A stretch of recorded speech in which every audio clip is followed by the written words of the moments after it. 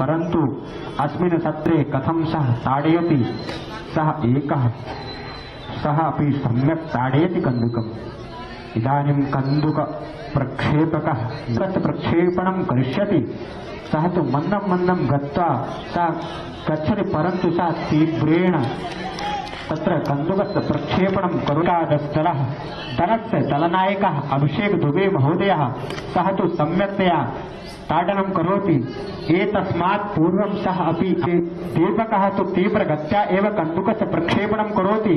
तस्य पादः वेगेन तत्र कथं सः कन्दुकस्य ग्रहणं करिष्यति, अयं प्रक्षेपणं करोति, तस्य यः धावना तत्र सम्यक्तया अनेन ताडितं कन्दुकं, परन्तु एकः एव अङ्कः लब्धः।